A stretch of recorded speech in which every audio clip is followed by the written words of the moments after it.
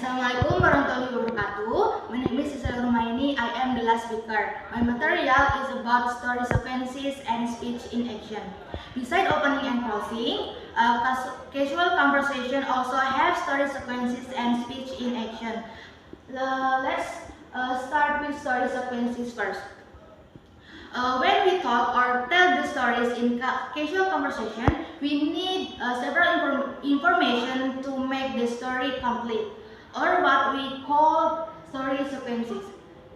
What are they in story sequences? The first one is a temporal location. It is the setting of time and place in our conversation. For example, in the school yesterday, something like that. And then the second is specification of participant. It is the participant or the people that involved in our conversation. For example, me and Sadia, or the buyer and the seller, and etc.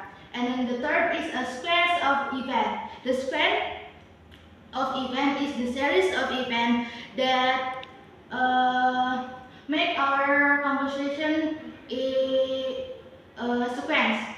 The sequence of event is captured in the main finite verb or the main verb. So the verb here is depend on the topic of the story that we want to talk about. And then the last is evaluation. The evaluation is the point of the story. Okay, let's look at the example here. This is the conversation example from Greta and Alice.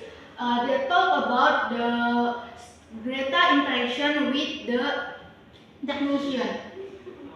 Okay, for first story sequences is temporal location, right? So in this conversation, the temporal location is not complete because it just put the what is it? It just put the location. Location is work. Work is in tempat kerja. But for the time, this is not clearly mentioned. But we can simply say, or we can simply find out that this conversation is happened in the past.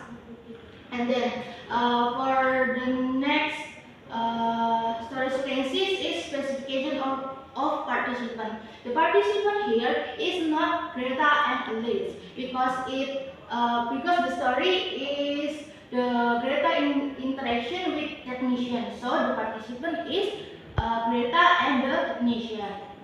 And then the third is a sequence of event. As I said before, we can capture or we can find out the sequence of event from the main finite verb or the main verb. So let's look at this.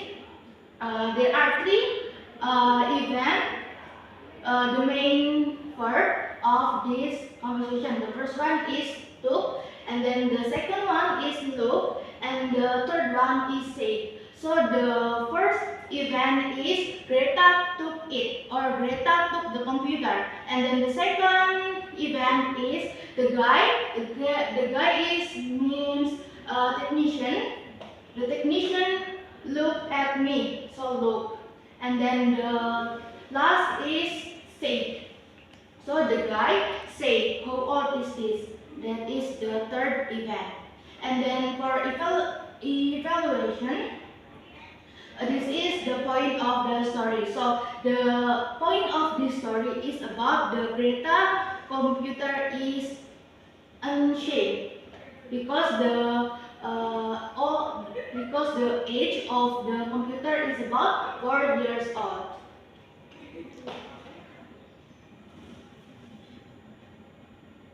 Okay, the next material is speech in action. Speech in action, we can simply say that we doing an action while we speak. So we make a gesture or movement when we speak. For example, in our daily life,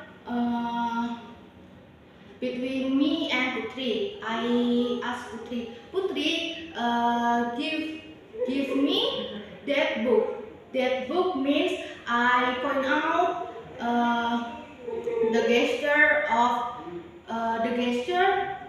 point out the book for poetry, something like that. And then let's look at the conversation example. Greta, that fire died. I've got to get this fire going. And then you have got the below there. So that's this you and theirs. It show the gesture of speech in action. So we can conclude that speech in action is the movement while speaking, or we have to do an action to show our intention to participate in the conversation. Okay, maybe that's all from me. Thank you very much for your attention. Wassalamualaikum warahmatullahi wabarakatuh.